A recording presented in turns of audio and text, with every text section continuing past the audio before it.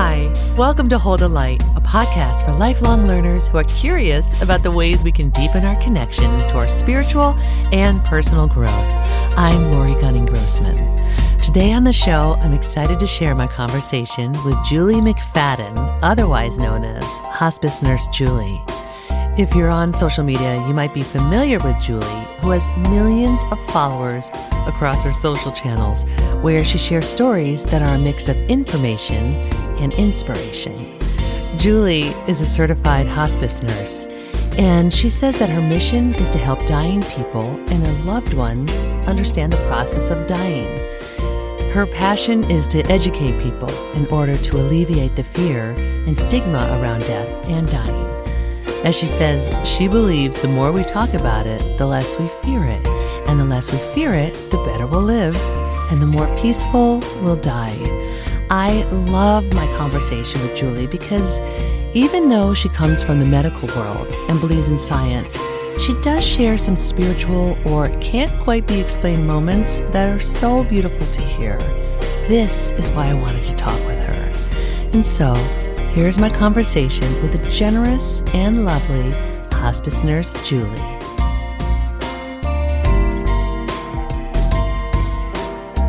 So, Julie, my intention with this conversation is to talk about death and dying and how your work with people who are dying can shed a light on how we can care for people at the end of their lives, and also how knowing a little more about the end of life can help us live our lives now in a more present way. That's right. So I love the work that you are doing to shed a light on all of this and to perhaps help ease this experience for people. So first off, thank you. Thank you. Thank you for caring enough to care and talk to me.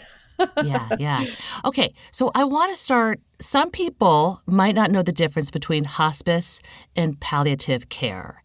Can you tell us the difference? I mean, okay, so yes, I could simplify it that much, but I feel like it does it a disservice. Okay. But I can, because it's so much more than either one of those things. Okay. So I could say hospice care is comfort care only. Palliative care is symptom management. Oh, okay. Here's a quick question I have then. Go ahead. How do we know when people are dying?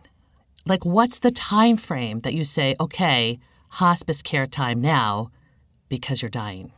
Well, it's a gray area. That's different. That's going to be different for everybody. Yeah. So we don't always know one. That's why I think dying on hospice, and this might get me in some hot water, but I feel like dying on hospice can be a privilege because you can know it's happening. You can prepare instead of something quick, dramatic, like being hit by a car or something, God forbid.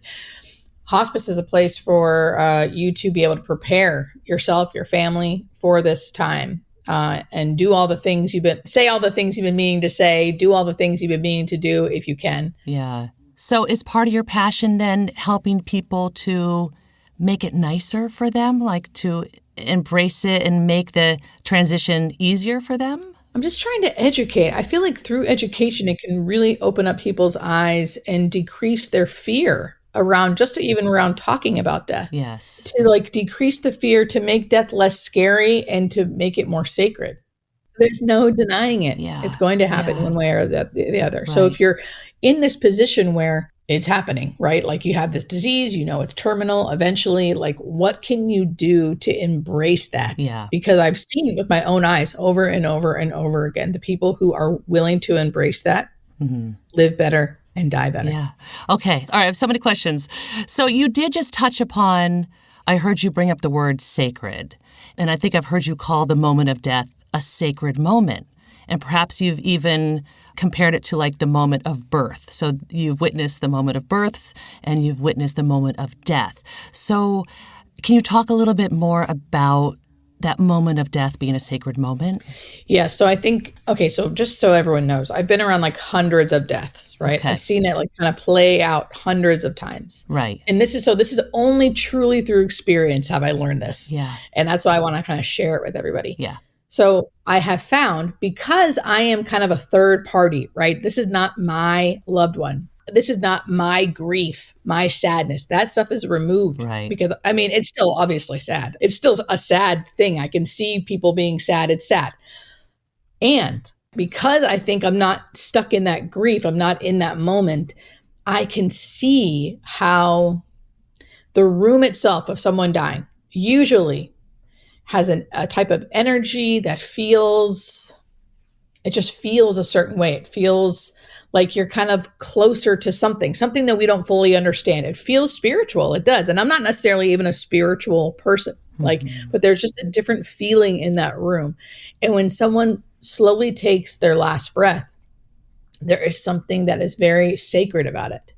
And I only know this because, like, even when I watch videos of like babies being born, right? Just even a video of it, right? There is something about that initial baby birthing, right, and crying that makes me like immediately like weep. Like, wow, what the heck was that? That's amazing. There's something about it that feels magical. Yeah. And that same feeling I get when someone takes their last breath. Oh. There's more sadness around it because, of course, your people are grieving around you. So there is some sadness, but it's still that same sacred feeling. It still feels like I am witnessing, I don't want to say miracle, but kind of like that. Like I'm witnessing something special. Yeah. And I think now when you have grief and sadness around it, it's probably a little harder to see that and to feel that. But I think what I found is people who prepare a little more, who aren't as scared because they've already seen and heard what this is going to be like through watching my videos or other people's videos or just learning about death and dying in general, they can kind of relax into that moment. And instead of it feeling like a scary emergency, because some people will feel that like something's happening, it's changing, they can kind of get a little scared, right? A little like something needs to happen. We need to do something. When we learn that that's not what has to happen, we can just be in that moment. It can be sacred for them too. Right. There's sadness there and there's grief there, but it can be this really, really special moment. If it's your parent, right? They brought you into the world and now you're ushering them out. Oh, it can be a really full circle moment. Right. So I just think it's so important. And the way we can get there is through understanding what death actually looks like. Because a lot of times people think what they're witnessing is scary. They're suffering. Something is wrong. Look how they're breathing. Look how they look. Right. Something's wrong. Right.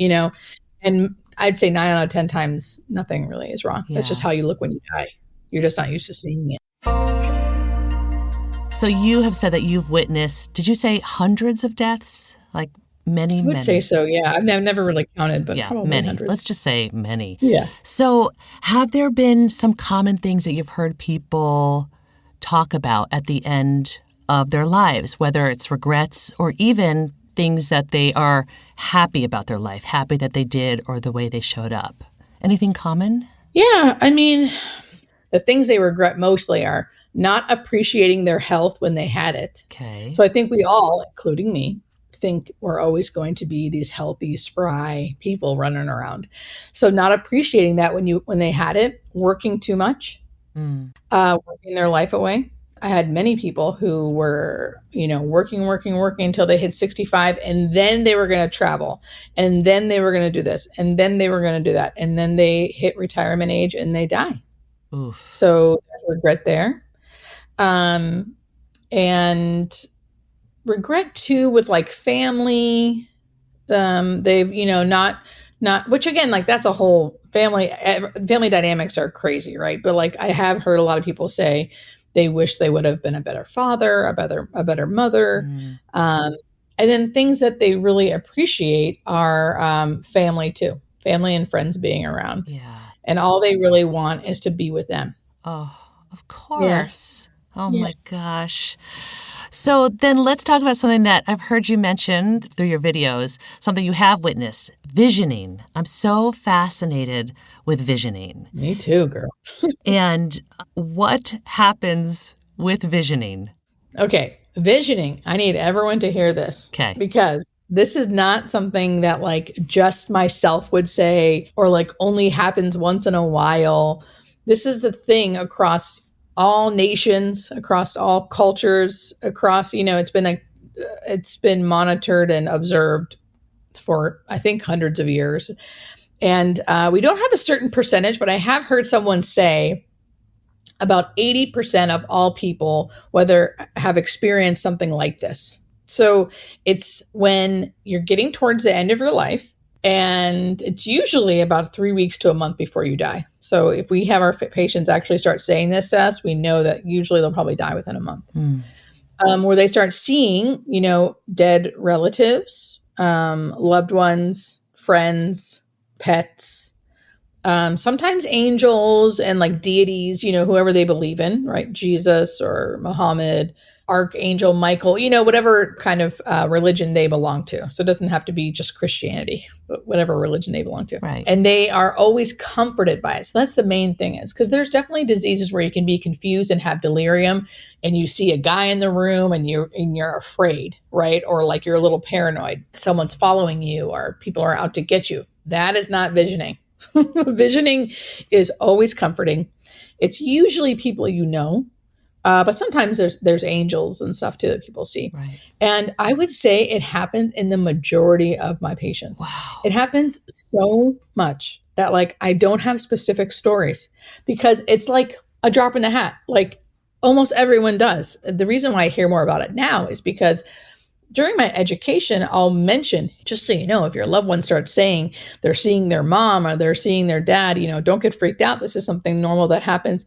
And I would say 9 out of 10 times people will say, oh my God, that's already happening. Wow. They've already saw so and so and so and so. So I think now that that's kind of like in my education spiel that I say to my patients, I hear about it even a lot more, because a lot of times people don't want to tell you. Okay. Because they can't believe it themselves. They're like afraid. I had a patient once, the daughter took me out of the room and was like, hey, you gotta, and of course I've already seen the patient's totally alert and oriented, like acting normal and fine. Then the daughter pulls me out of the room and she's like, hey, you got to give something to my dad. He needs medication. He's seeing his parents. He's telling me he's talking to his parents every night. I don't know what's going on with him, but he's confused and just he's saying these weird things. And then I'm like, one, then I told her what that was and it's okay.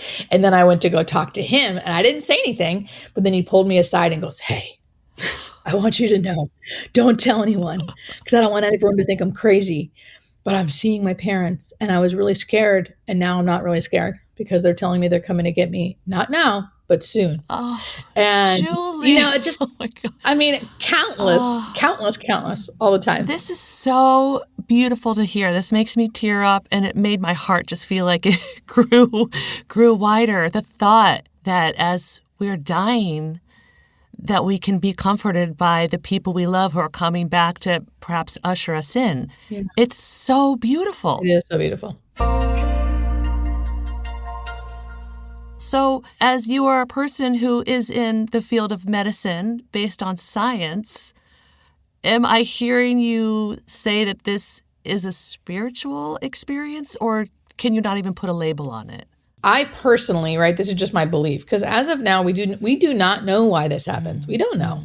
So there is not a medical explanation for it, despite what people love. Let me just tell you the things that people love to say. Yeah. They think it's happening because DMT is being released. It's happening because people have low oxygen in their brain, so they're delusional, or they're having delusions or hallucinations. It's happening because of medication.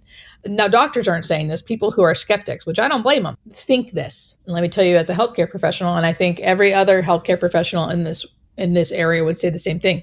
It's not lack of oxygen, because most people who are doing this are not even there yet. They are alert and oriented, still eating. They're a month away from death. So they're still really fully functioning. Right. Usually it's about a month. They're usually not on any medications. They're not confused at all. There's no delirium. I have seen what ICU psychosis or delirium or hallucinations look like. It's nothing like this. People are mostly alert and oriented, and kind of just as confused as we are as why they're seeing their loved ones, yeah. Or not confused, surprised. So it's just different.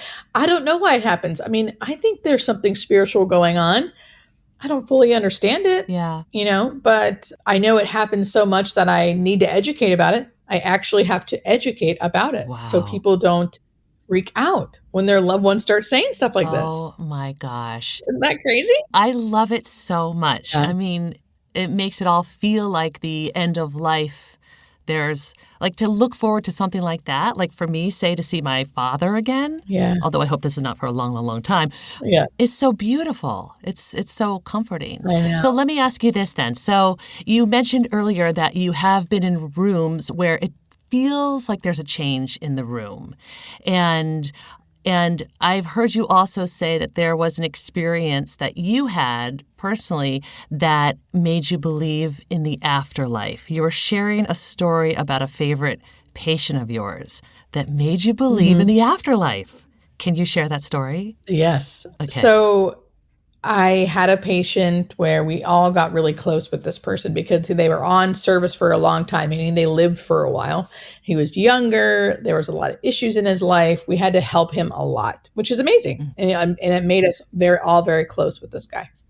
So when he was dying, well, he was dying the whole time, but when he was actively dying, when we know that someone's going to likely die within the next few days or so, as a case manager, RN case manager, you visit every day to just check on them, make sure they're okay.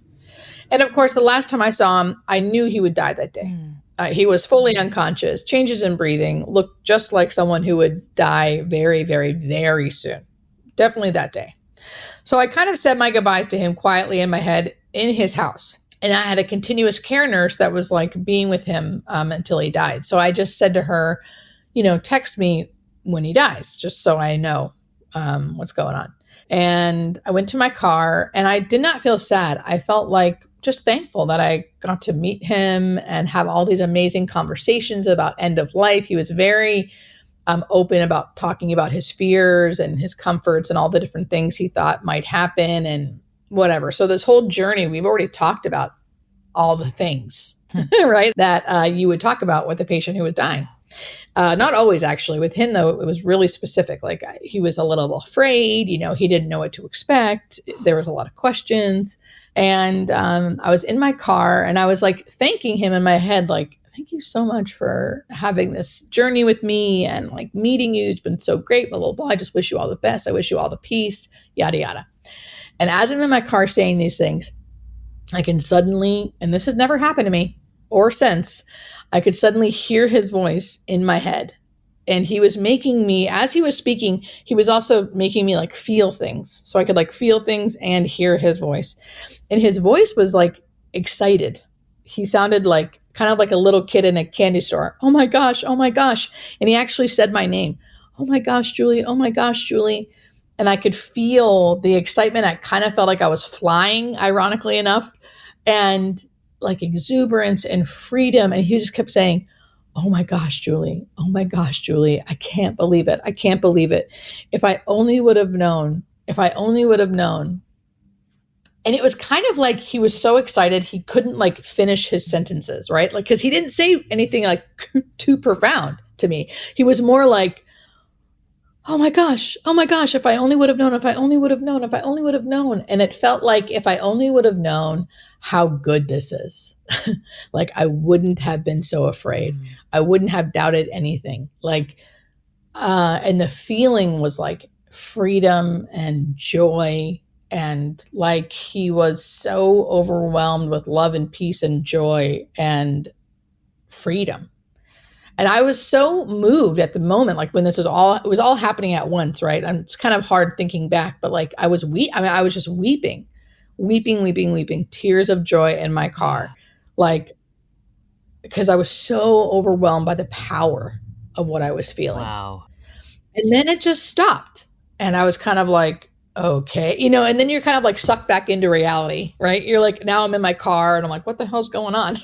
Like, and I'm like crying in my car, like wiping my tears, and my phone beeped. So I look at my phone and it was from the nurse inside who said, so-and-so just died.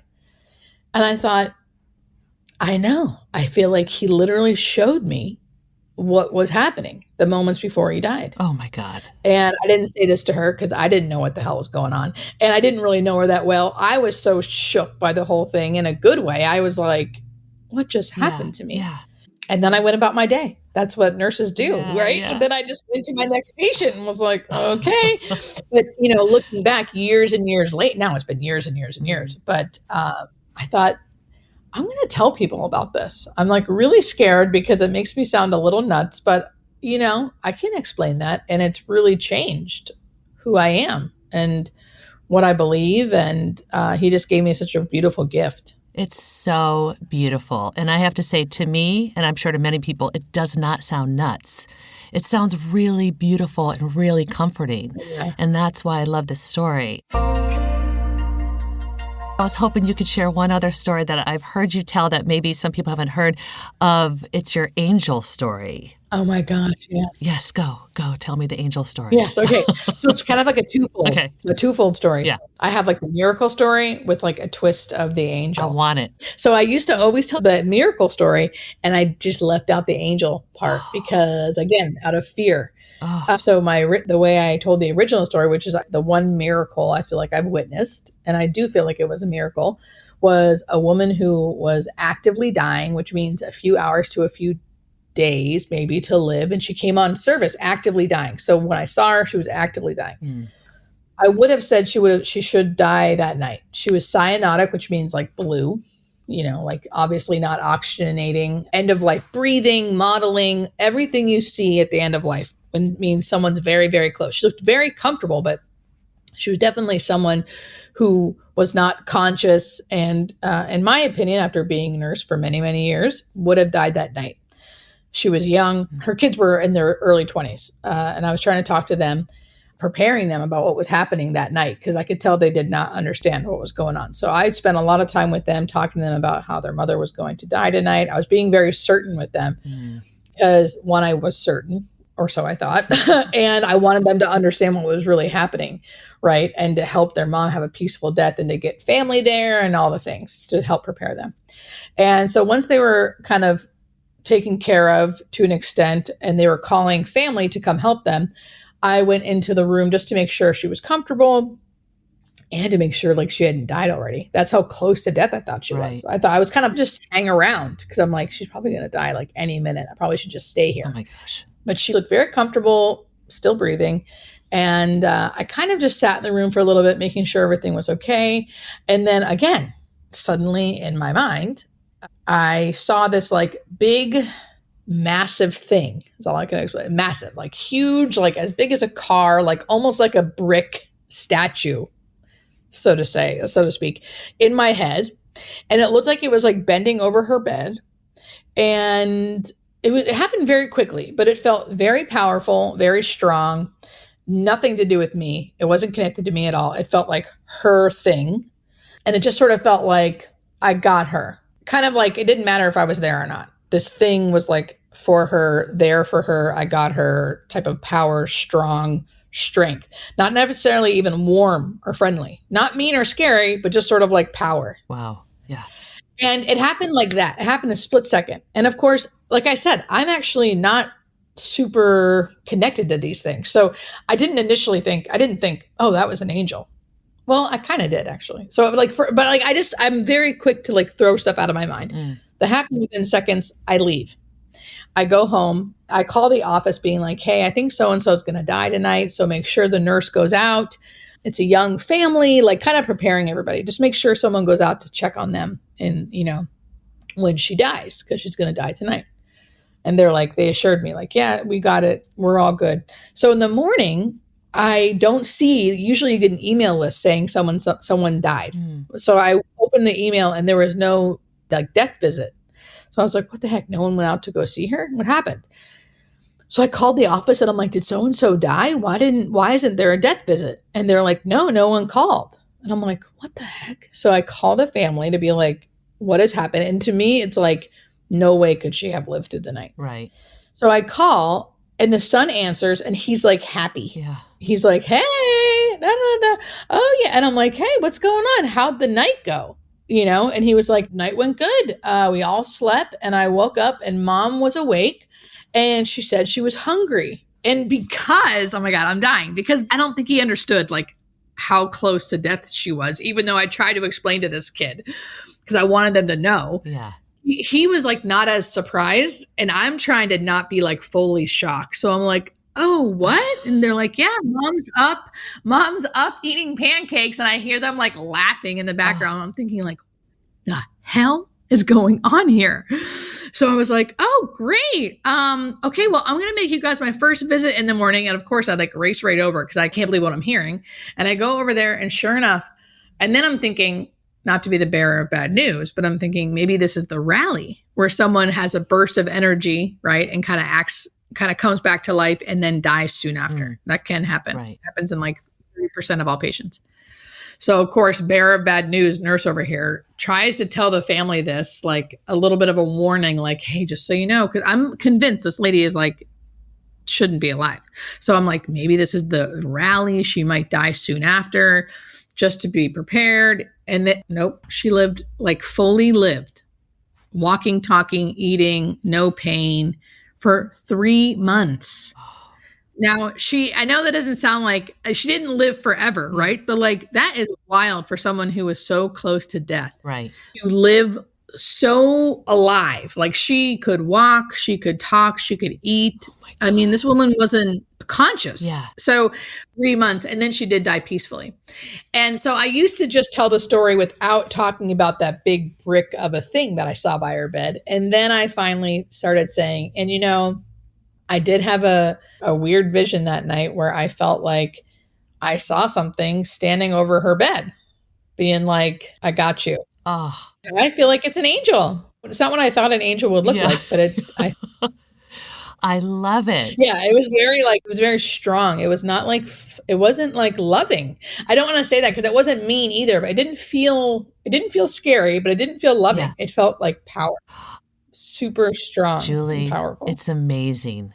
I freaking love it. Right? Crazy. I also love this description of an angel. Yeah. You know, it sounded like it came to do some business. You know, it was like, I'm here to help this person. Yeah. So get out of my way. Yes. It did not care about me. Yeah. I was neither here nor there. You know, It didn't matter. It was like they had her. This thing had her. So at first it was like, I thought I witnessed, you know, I used to just say, I witnessed a miracle. And now it's like, I witnessed a miracle and I think it happened because for some reason this angel intervened. Well, I think it's beautiful. And I do think that people want to hear these stories because I mean, there are many people who believe that we have our own guardian angel or our spirit team working on our behalf, you know. Mm-hmm.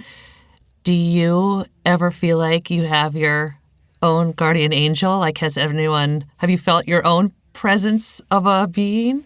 Yeah, I feel like I try to stay just totally open with like what I believe. What I believe kind of changes. And I feel like the specific belief itself, like doesn't really matter. Like I think in general, I just feel like we are all connected and there is something or some things that are higher than us that take care of us. Beautiful. But I've had periods of my life where I really believed in angels. It's not that I don't now. It's just that I'm like less invested or something. But I've had like different periods of my life where like I really strongly believed in this. And then I really strongly believed in this. Yeah. And now I kind of just believe in it all. Right. Okay. I love it. Thank you for sharing those stories because I just think they're so beautiful and fascinating. And I do think helpful for people to hear and comforting for people to hear. I have just 2 other questions I want to ask you. Yeah, go for it. One is, as we are wrapping this up, if there's one thing you would love for people who are listening to this podcast to walk away with, knowing about death and dying, what is it that you would like to share? I think that in general, dying is not painful. You know, the disease you're dying from or the disease your loved one is dying from can be painful. But in general, physically painful, the actual dying process is not that. Our bodies are built to die. They're built to survive birth for the most part, and they're built to die. And I have seen with my own eyes, you know, how not messing with a dying body, meaning not forcing it to get up, not forcing food or water or any kind of IV hydration, things like that, a person can really die peacefully. You know, our bodies do crazy things like our calcium levels go up, so we get really tired. The less we eat and drink, the better we feel. We go into ketosis. We feel euphoric. We don't feel hungry and thirsty. Of course, I always say you want to keep your loved one clean and safe and comfortable, you know, so if those are all yeses, that's it. You know, you're good. Just be there. So in general, it's that, you know, the process of dying is not painful. and the body knows how to die. And the more we can understand that, the better we usually live and the more peaceful we die. Oh, God, that's so beautiful. And maybe as I ask this last question, perhaps that is part of what your answer is to this, but I wanted to know what one of the greatest lessons that you've learned personally about living through working with the dying. Oh, about living. Okay. So I love saying the whole thing, our body knows how to die, because that's my big thing. That's the one thing that surprised me as an ICU, because I was always trying to keep someone alive. I think about what it taught me about living is, and I'm still working on this, guys. This is a daily reprieve here. So I'm not an expert in this, but I think the more we learn how to be in acceptance of all things, acceptance is my answer to all of my problems today. Learning how to accept things, learning how to be flexible, right? And change, because change is going to happen, baby. Life is always changing. And we have to be able to accept that and be flexible, right? And ask for help. And I am saying this to myself because it's really hard for me to do that. But I know that I need to learn how to do that now. So if I am lucky enough to get older, it won't be as hard for me, because I see people who cannot be flexible, cannot ask for help, cannot accept, struggle at the end of life. Wow. Yeah. Struggle. So that's what people have taught me, and what I try to do on a daily basis. Just remember I need to accept, I need to release, be flexible, understand change happens, ask for help if I need it. That's hard. We live in an individualistic society where we're kind of taught to do it on our own, and it's just not easy. Yeah. It's just not easy, especially at the end of life. You can't really do it on your own. It's really hard. You need help. Yeah. Oh, I love that. Acceptance, asking for help. And flexibility, baby. Flexibility, that's right. Because change is going to happen all the time. Yeah. Oh, my goodness. Julie, you are so delightful. And I just want to let you know that how much I appreciate the work that you're doing as a hospice nurse, that you are sharing information with people, that you're educating people, and that you are holding the light for people who are dying and holding the light on death. And just hearing some of the words, so many of the words that you said in this conversation, I feel like can be helpful to so many people as we go through life. We know that there's going to be a time when our time is up. Yeah. And so I really appreciate you. And thank you so much for taking time to talk with me today. Thank you so much. I love talking about it. So I am so happy to, always. Well, you are delightful. You are delightful. Thank you. Have a good one. You too. To learn more about Julie, including her upcoming events or how you can connect with her, visit her website, hospicenursejulie.com, or watch her videos on Instagram, TikTok, and YouTube, all at Hospice Nurse Julie. Thank you for listening to Hold the Light. For more information about this episode and the topics discussed, visit our show notes or find more at holdthelightcollective.com or on Instagram at holdthelightcollective. This podcast is produced by me, Laurie Gunning-Grossman. Jonathan Grossman is our co-producer and all-around sound guru. He also wrote the original music. This podcast is recorded and mixed at Night Shift Audio in Los Angeles, California. Finally, if you like the show, please rate, review, and share it with a friend. Let's share the light with each other.